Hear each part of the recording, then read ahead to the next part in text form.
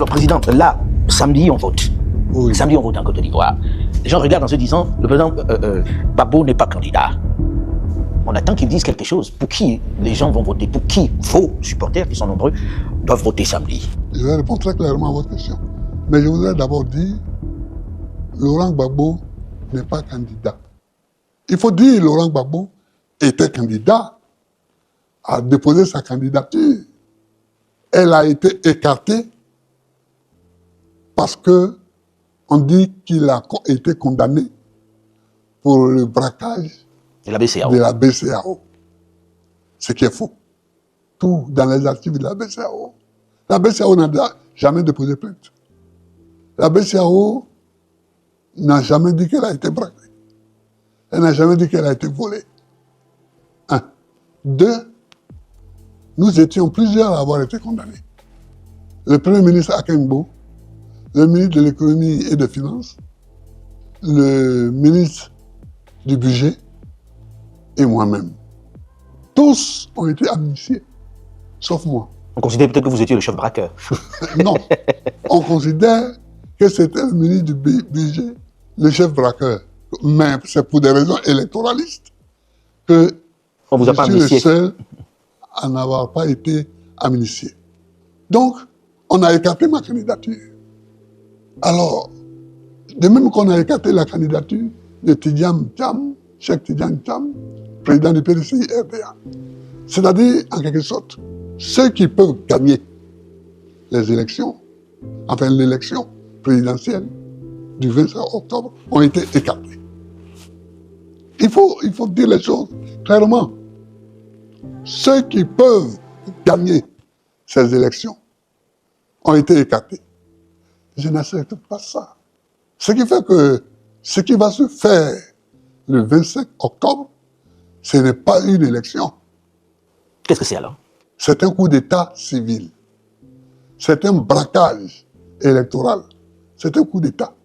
C'est un coup d'État. À ce point-là? Ah oui, c'est un coup d'État. J'avais déjà dit un jour où je parlais à la presse, en parlant des amis de l'AES, que certains traitaient à tort de putschistes, de ceci, cela.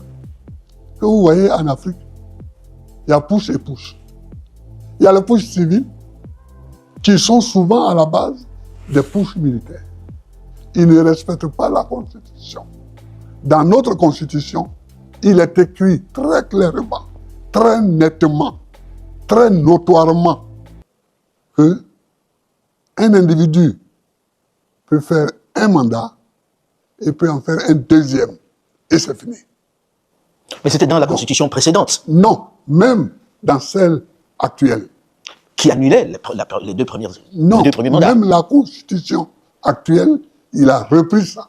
Ça veut dire que dans la Constitution actuelle, on tient compte des précédents mandats? Ah oui, et c'est écrit aussi. Il faut tenir compte de ce qui était écrit dans l'autre Constitution concernant ce sujet-là. Mais alors comment expliquer que toute la classe politique n'ait pas pu dénoncer si c'est véritablement un braquage, comme vous le dites, si c'est un putsch constitutionnel, comme vous êtes en train de le faire remarquer, avec toute la classe politique que contre la Côte d'Ivoire, comment est-ce que ce n'est pas entendu? Moi, je n'en sais rien. Mais, en tout cas, beaucoup dénoncent ce braquage. Beaucoup dénoncent ce braquage, ce coup d'état civil. Mais président, on va aux élections là, et les gens ont été candidats, Oui. des gens de l'opposition. Déjà, j'ai envie de comprendre, je ne sais pas si en Côte d'Ivoire on souffre du même syndrome que l'opposition camerounaise. Comment expliquer que malgré tout ça, vous n'ayez pas pu avoir un candidat unique qui puisse défendre ce que vous dites? Si vraiment il y a braquage, les gens se seraient peut-être alignés derrière ce candidat que l'opposition aurait choisi. Mais pourquoi voulez-vous qu'on choisisse un candidat? Il y avait au départ 60 candidats. Une soixantaine de candidats. Oui, oui. Il y avait une soixantaine de candidats. Les gens se sont présentés. Bon, parce qu'en ce moment-là, tout le monde pensait qu'il s'agissait d'une élection. Vous pensez qu'aujourd'hui on ne pense pas qu'il s'agit d'une élection? Non. Mais alors pourquoi ils y vont? Ah, mais ça, c'est leur affaire. Allez leur demander. Moi, j'ai envie de Vous êtes un comprendre. journaliste très connu, très...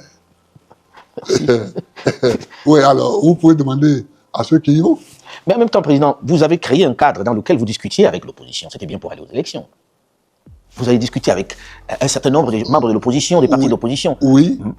Pourquoi est-ce que vous n'êtes pas arrivé à un consensus alors, pour avoir un candidat qui aille vraiment vous représenter dans ce scrutin? C'était pas l'objectif. C'était quoi l'objectif? L'objectif, c'était de savoir, après notre élimination, qu'est-ce qu'on faisait.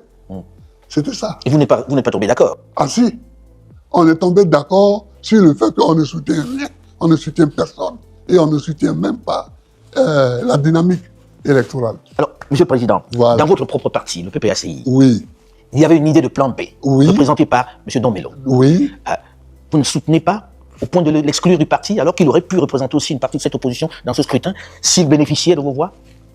mais il ne bénéficiait pas de nos voix. Ça montre les débats qu'il y a eu. Domelo n'a jamais soumis son idée à débat Au sein du parti? au sein du parti. Mais Pourtant, il dit avoir consulté. Il dit même d'abord- moi, il n'a jamais discuté avec moi. C'est venu de lui tout seul, Président? Ah, mais c'est pas lui et certains de ses amis, peut-être. Mais en tout cas, ça n'a jamais été un débat au sein du parti. Ça n'a jamais été un débat. Et je vous le dis, et je le répète, cela n'a jamais été un débat au sein du parti. C'est de son propre fait. Alors, il a voulu être candidat. Bon, il est candidat. Mais vous n'appelez pas à voter pour lui. Hein? Non, non. Tous ceux qui sont candidats, nous n'appelons pas à voter pour eux. Mais, Président, quand vous dites que vous n'appelez pas à voter pour qui que ce soit qui est candidat aujourd'hui, Oui. qu'est-ce que les Ivoiriens doivent comprendre? Qu'ils ne vont pas voter, qu'ils restent tranquilles chez eux, etc. Est-ce que ça ne risque pas d'envenimer la situation? Il faut que les Ivoiriens comprennent que Gbagbo Laurent n'appelle à voter pour aucun des candidats qui est en liste. C'est ça. Président, ça veut dire un boulevard pour le président Alassane Dramane Ouattara. Peut-être. Peut-être. Mais un coup d'État, c'est toujours un boulevard. Vous appelez Un ça coup carrément un d'État coup d'État. civil, c'était toujours un boulevard. Vous êtes opposé becs et ongles, pour de façon imagée, contre ce quatrième mandat du président Alassane Dramane Ouattara. Oui. Il dit aux Ivoiriens, pas à vous en particulier, je le fais parce que il y a des vraies questions sécuritaires dans ce pays et dans la sous-région. Et qu'il est celui qui peut endiguer, on va dire, cette invasion des terroristes. Que répondez-vous à ça? On peut développer tout ça. Les États-Unis d'Amérique ont affaire à des menaces nucléaires de la Chine, de la Corée du Nord, de la Russie, mais c'est pas pour ça que Trump va dire, bon, comme il y a des menaces nucléaires, alors je reste au pouvoir. Non. Cessons d'être nègres. Parce que c'est pour ça qu'on se moque de nous. Vous trouvez que c'est être nègre que de dire je Ah reste oui, aux affaires pour protéger mon pays? Oui, non. Je reste parce qu'il y a des menaces. S'il y a des menaces, un autre président élu peut aussi Y faire face. faire face à ces menaces-là. Pourquoi ce serait lui, Ouattara, qui serait vraiment le seul capable d'être le Zorro de la situation? Peut-être parce qu'il comprend mieux la situation que les autres Oh et qu'il oui, estime que dans ouais, l'opposition, ouais. il n'y a pas... Mon œil. Et là, je vous le dis, mon œil. Mon œil. Alors, Président, on Il dit y a aussi... toujours une menace contre un pays. Il y a toujours une menace. Est-ce que Mais vous avez le connu ces président- menaces, vous, Président? Hein? Est-ce que vous avez connu ces menaces lorsque vous étiez... Mais moi, j'ai connu même la guerre. J'ai connu la guerre. Est-ce que la rébellion, ce n'est pas une guerre terroriste, ça? La rébellion. Mais j'ai fait face.